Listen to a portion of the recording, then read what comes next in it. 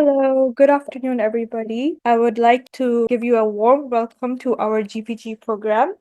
And over here, we're going to explore life changing opportunities to study in Australia with our amazing mentor, Sheerin Ibrahim, who is an educational mentor at EAGT. Hello, hi everyone. My name is Shireen. So I'm currently in Melbourne, Australia, and I work with CSIRO with schools as part of STEM initiative to introduce STEM at schools. So yeah, I'm happy. I'm glad that you all were able to make for today's webinar. All right. So for today, we'll explore about master's opportunity in Australia. I'll first begin with introducing a bit about Australia. Australia is one of the world's largest country. I mean, it's ranked sixth, and it's also the only continent, and it has like a lot of beaches and natural landscapes with beautiful natural places where you can explore. And the capital city is Canberra. Apart from that, we have cities like Sydney, Melbourne, Brisbane, Perth. And here in the map, if you could see, we Melbourne is located here in Victoria, and the colleges what I'm gonna talk about are based in Victoria, Melbourne specifically. So Australia is an English-speaking country, which means the official language is English, and but then it is very multicultural. That we have more than 150 different languages being spoken, and Australia also has a very rich indigenous heritage, which dates back to over 65,000 years. So coming to Victoria, Victoria is the second most populous state with Melbourne as its capital city. And Australia as a whole has like around 43 universities, whereas Victoria has like 10 of them, and a couple of universities are like top ranked. They're like within top 50 universities of the world. And yeah, talking about Melbourne, Melbourne life is very diverse and rich in terms of nightlife, in terms of culture, arts, and also in terms of like festives and study-friendly places. So, exploring about the accommodation can be a bit expensive within the Melbourne city, as the prices might vary on a weekly basis from around $425 to $525 if you're trying to get into a private rental. It's a bit cheaper if you move to regional areas of Victoria. There's like about like 100 kilometers away from Melbourne. And yeah, also many universities do offer accommodations within the campus, so that and also food facilities so as international students can feel it easy staying and studying at university. And also moving on to next important thing is the health insurance. If you want to move to Australia as a student, as an international student, it is mandatory that you get a health insurance for yourself. And the health insurance cost could vary around like $500 or 550, and then it could go all the way to 1,000, but then on average, it could be around like 500 to $600. And unfortunately, it is a mandatory part, so this could be a bit expensive. And then there are a lot of public transport options available, and on a weekly basis, public transport could vary from like $30 to $60. But then, if you are a international student, you could submit a form at your university and get like 50% discount, so that you could access any sort of public transport at any point with discounted prices. And other expenses that could be included are like if you have food and eating out expense, and then if you're staying alone, then you'll have gas and electricity, and then you have phone and internet, or if you have a car, then car expense, and then other miscellaneous expenses. So this was like a brief about the expenses that would occur for your stay as a student. So now I'll just speak about the universities where I'm gonna cover. So the first university here is the University of Melbourne. This is the number one ranked university in Australia. So among the universities in the entire Australia, University of Melbourne is the topmost college university. It is huge campus. It has a main campus in Parkville, which is in Melbourne City, and it has other specialist campuses as well. And one of the area of focused research conducted in Melbourne University is on global issues and social concerns. So apart from that, Melbourne University also offers on-campus accommodation and meals for international students, and it's known for programs in arts, humanities, law, medicine, and science.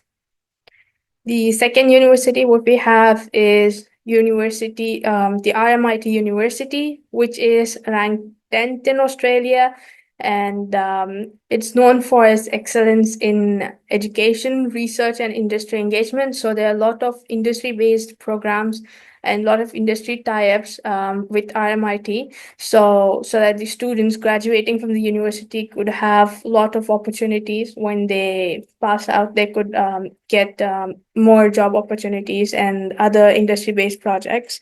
And apart from that, RMIT has its campuses in Vietnam and Industry Collaboration Center in Spain as well.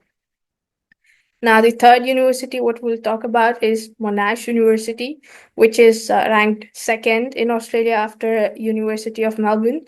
And so it's known for its courses in pharmacy and business administration, for which is ranked number one in Australia.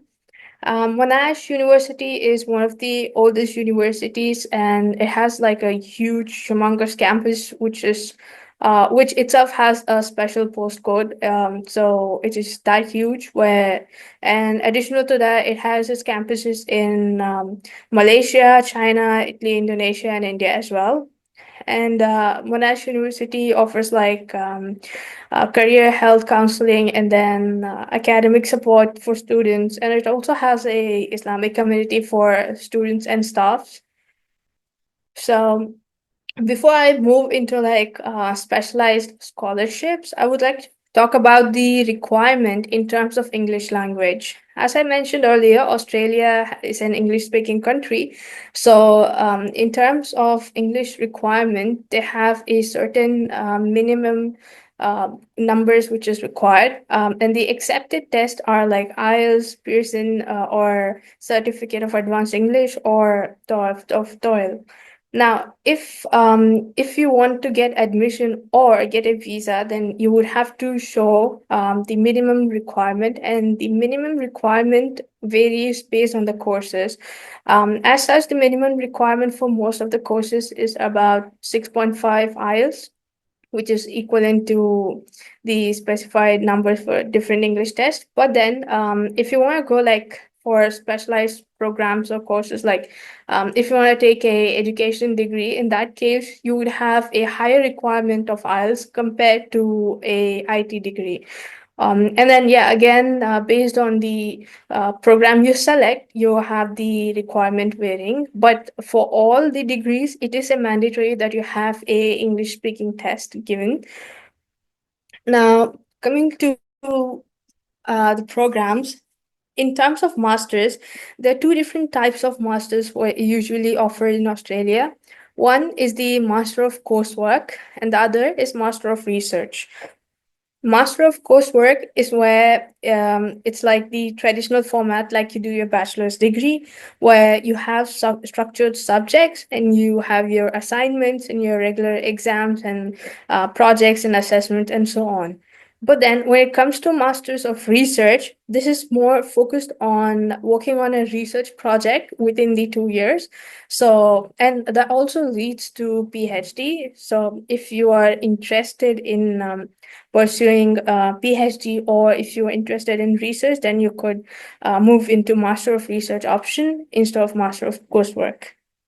And additional to this, Master of Research would include more of having research thesis or literature reviews and dissertation.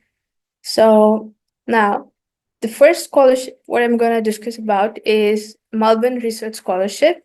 And this scholarship is based in University of Melbourne. So the Melbourne Research Scholarship is actually a Master of Research. So the one where I was talking about, the Master of Research program. In this case, the scholarship will offer a student 100% fee remission. So your tuition fee is going to be covered, and this tuition fee cover is going to be there for 2 years if you select a Master by Research program, and it will be covered for 4 years if you select a doctoral degree. So in Australia, how it works is if you've got a bachelor's degree and you've got it as bachelor's with honors, then in that case you become eligible to apply for a PhD directly. So you do not have to go for a master's to take a PhD degree. So if you have a honors degree, then you become directly eligible. If not, you can take a master's by research degree and then move on to doctoral degree.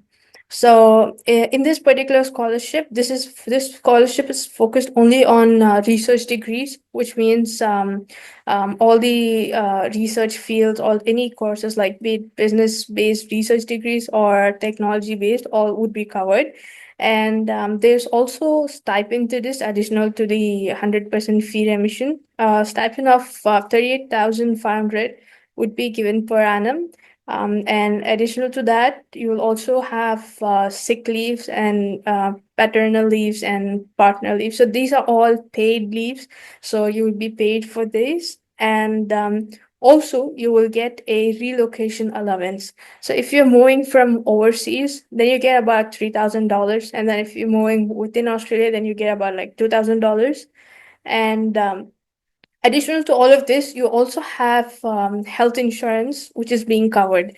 So all the expenses, all the major expenses are being covered, and additional stipend will help you manage the food and transport costs. So this particular scholarship is only for research degree, and then the criteria, the eligibility criteria for application is you would have to complete a 4-year bachelor's degree or overseas equivalent. So it could be a bachelor degree with honors, or it could also be a master's degree. And so the minimum requirement for this is you would have to get about more than 75% in your final year to be eligible for the scholarship. And also in your research program, in your bachelor degree program, what you have selected, it should include at least about like 25% of your final year as a research work or a project work. So something like a final year project should be included so that you become eligible for this program and scholarship. And additional to this, you do not have to make any separate application for this scholarship. Whatever application you do for the research program, that will be automatically counted for the research scholarship. And there's no deadline for this program, which means you can apply throughout the year, and you can apply it at any time. And then I would also go back to cover the second scholarship what I have mentioned here, which is the AG Whitlam Graduate Merit Scholarship. So with the Whitlam Graduate Merit Scholarship is for if you are interested in enrolling at business school for business related programs. So in that case, you would get about 50% fee remission. So your total course fee would be put off by 50%. And for this, your eligibility is supposed to be just complete an undergraduate degree. And so suppose you are applying for maybe a master's for finance, then in that case, your undergraduate degree should have a specialization or a major in with finance. So in that case, you will be eligible to apply for masters with finance. Similarly, if you apply for masters with any other specializations, you need to ensure that you have covered that particular field in your undergraduate program. And again, you do not require a separate application for the scholarship. and there are no deadlines as well for the scholarship. But then for the business school, there are certain deadlines, which means you have to follow these for putting in your application. So for the business school for international students, the application intake is for July 2025 is due by 28th of Feb. And for March 2026, it's due by 30th of September.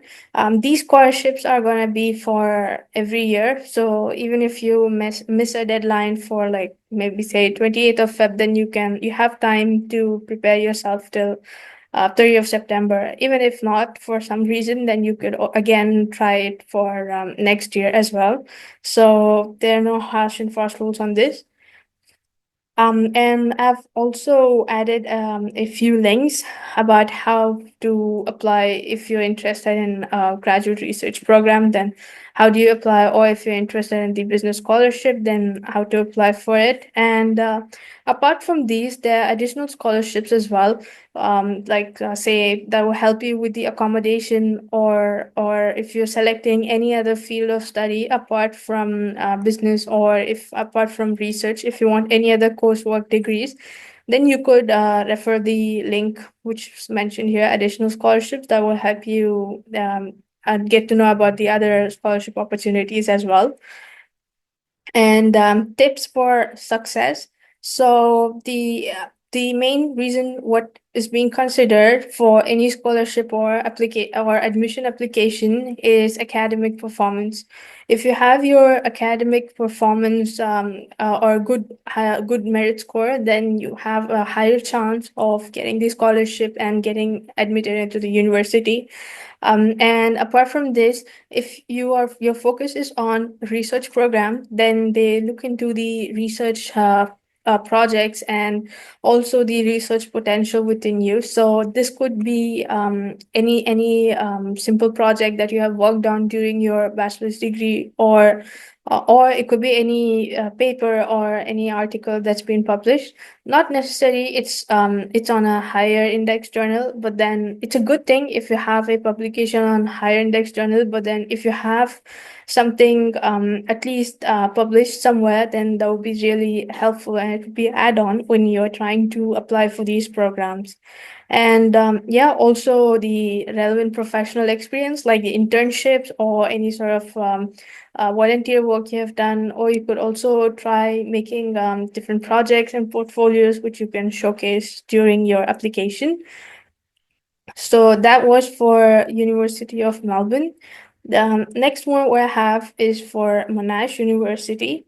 And this scholarship is Master of Commerce scholarship. So this particular scholarship is for MCOM, and it's also going to lead to a PhD program. So the applications are selected based on their potential for a PhD. So if you want to, if your focus is on gaining a PhD, then this one is more suitable for you, as this integrated program is going to cover the entire tuition fee, and it's also going to provide a stipend of 36,000 for 2 years. That's the duration of the MCOM course.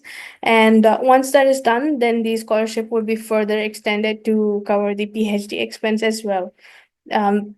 But then if at any point, if you're not able to, or if the institution feels that you won't be able to proceed into PhD, then in that case they will have the scholarship cancelled. So if you are confident and if you are interested in proceeding for a PhD, then then it will be better if you go ahead and select this. And the eligibility requirement for this is you have to enroll full time in Master of Commerce degree, and your minimum score required has to be 70% or above in your bachelor degree. And yeah, so again, you don't become eligible for this scholarship if you are employed on a continuous basis or a fixed term contract. So as students, you do have a opportunity to work but for a specified number of hours. And then, so in that case, you need to ensure that you do not work for 3 months or more for this scholarship to become ineligible. And also, while selecting the applications are going to be selected on the basis of the academic achievements and interest in research career. And once your application is selected or shortlisted, they go ahead and have an interview for about 30 minutes. So your performance in that 30 minutes interview is also a important criteria for granting the final scholarship. And so next one, again, in terms of application, you do not have to draft a separate application for the scholarship. Instead, you just have to have it with the Master of Commerce degree, Master of Commerce application itself. So when you apply for the program, you get to apply for the scholarship automatically. And deadlines for this is the scholarship will commence or you get the opens on 30th of April to 15th of October each year. So this is also a yearly scholarship. If you are still studying or if you plan to prepare yourself, then you can skip for this year and then apply for next year as well. And the other option is in terms of pharmacy and pharmaceutical science international merit scholarship. So this particular scholarship is it's limited. It's very limited.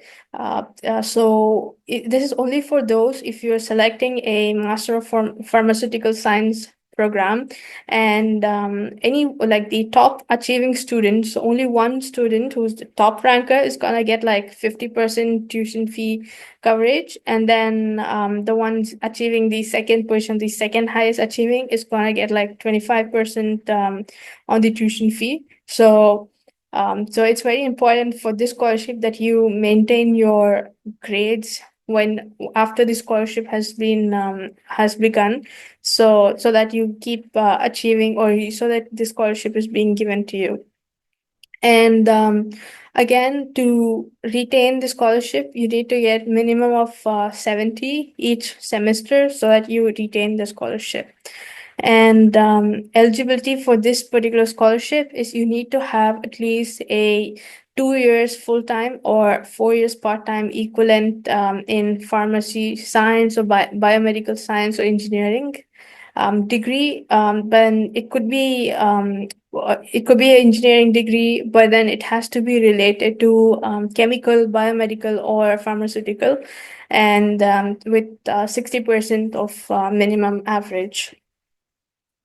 And again, for this international merit scholarship, you do not need to have a separate application. You could fill in with the program application itself. In terms of deadlines, so the application is open from August. Say if you want to apply for this year, then it's open from August 2024 till Jan 31, 2025 for semester 1. But then for semester 2, you have time until 30 June of 2025. So again, this is a year-on-year based scholarship, which means you can apply for the next year as well. And additional to this, Monash University also has the option for research program. So I've also added those links, and I've also added like the link how to apply for integrated PhD or pharmaceutical science degree. And after this presentation, I'll quickly show you one of the example about how an application would look like and what details you're supposed to be filling in. And also additional to this, there are different scholarships available for other programs other than the ones I've mentioned above. So you could also have a look at those. Again, tips for success in this case is the academic performance and research potential is what all the universities look into. So you need to have that very strong. And then additional to this, it's also an advantage if you have if you try to do some sort of projects and specializations on your field of interest, so that you could demonstrate those expertise. And as we have these scholarships given to students based on the interview, so the interview process or interview performance is really important. So that's where they gauge your intent and interest in any program. And then the next scholarship what we have is from RMIT University. This one is the RMIT Research International Tuition Fee Scholarship. So this scholarship is similar to the one given by the University of Melbourne, which is specifically for research programs. And so this scholarship again covers like 2 years for research program, master's by research program, and then 4 years for doctorate program. And the stipend is around 35,886, and this value would keep changing every year depending on the inflation and so on. So the stipend, and then we have leaves being covered, like paid sick leave, maternity leave, parental leave. And apart from this, there's like health insurance cover being given to students, and also a relocation allowance up to 1,500. So just again, very similar. And then the requirements, the eligibility criteria is that you need to have a 4 years of bachelor's degree, which is a honors degree, or you could also have a master's degree. So you would require a honors degree only if you're selecting a PhD program. But then if you're trying to apply for master's by research, in that case, your regular bachelor's degree should do, which is generally about 3 years. And overall average should be at least 60%. So in these cases, the average is about 60 to or 70%, but then the applications are generally shortlisted based on the merit ranking. So not necessary that you have to have only 60. The higher you have, the higher the chances for you to get the application, get the scholarship, and get admission. And additional to this, you need to have a research project component involved in your previous degree. That should be at least about 25% of your entire academic study. That could be your final year project, or that could be your any research project what you have done. And yes, priority is given to those who have achieved 80% or higher. Although the minimum criteria stands at 60, but then the ones at 80 or higher are always given priority. And yeah, and then or anything equivalent. And if you have any work experience or study experience or research publications, then that will help you in move up the ranking. And additional to this, you also require to provide evidence for academic qualification or experience. So any proof that you claim that you have experience or your research publication or your previous study, you would require to supply with proof as well. And again, for this particular scholarship, you do not have to have a separate application to apply for the scholarship. Whenever you apply for the graduate research program, your application will be automatically considered for scholarship. And the applications for 2026 will open in April 2025. So the other 2025 applications are already closed. So in April we'll have applications for next academic year opening. And the other scholarship what we have from RMIT is Irana scholarship, and this particular scholarship is for Master of Architecture, and it provides up to $10,000 per annum. So it's a one payment. You get about $10,000 as a scholarship, and the eligibility criteria for this scholarship is you need to identify as a woman and resided in Australia for less than 10 years. So, and additional to this, you have a architecture degree, a bachelor's in architecture degree with minimum 2.5 GPA. And again, the selection is going to be based on grades. And additional to grades, they also have a selection task. So with the application, they give you a particular task to be done, and then you have to complete the task and submit that with your application. And based on that, based on your performance, they're gonna then decide if you're eligible, if you're worthy enough for the scholarship, and then grant you. And so this one, if you have to apply for this particular scholarship, then you would have to have a separate application. But then application is not currently available. It's going to open in August 2025 for next academic year. So once the like during August 2025, you're gonna have the link available. So then you will be able to fill in your details and submit. And documentation that would be required for you would be your academic transcript, and couple of other documents could be demanded in case. Additional to this, the application would have a few key questions that would be the motivation for choosing the RMIT program and the steps taken to achieve your educational goal.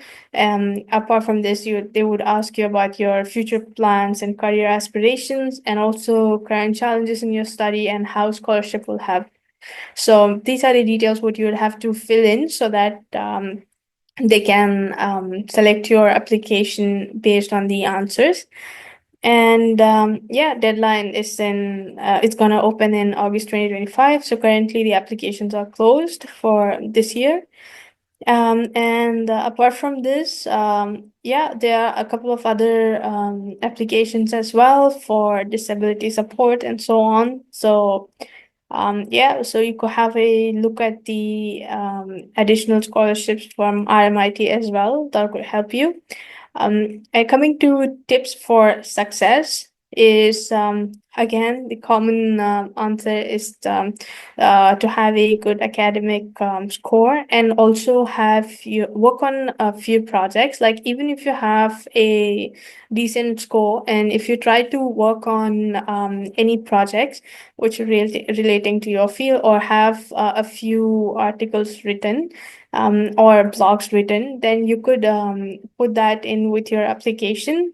And also you could also have a few video recordings explaining your project, so that it could be more of a visual way of showcasing your expertise. And yep, so that's it from in terms of the scholarships. I'll quickly show you about how or what an application could look like. So yeah, so this website, this is for the integrated PhD program, the one I was talking about, the MCOM scholarship program. And so if you have to apply, or if you're interested in applying, it has like two parts. First part is Master of Commerce, and then the second is to select the PhD opportunity. And then so what the program does is, yeah, like it mentioned, it gives you the entire fees and stipend for 5.5 years, the entire program duration. And so if you want to apply, say, for example, then in this case, the first thing you would have to do is research about the given fields, like say any one particular field you select. Go read about it more, and then try to understand which one you are interested in, and then have about those details. Once you have finalized, this is another example. Once you have finalized your particular area of research within the ones mentioned, then after that, you would go ahead and write a email to the graduate research office. So with your interest, and then they would send you a link to like an invitational link to apply, or to send in a formal application. So then you will be able to fill in a formal application. And also if you have to apply for the course, I'll show you the form. Yeah, the supplementary form, which is here, it's already open here.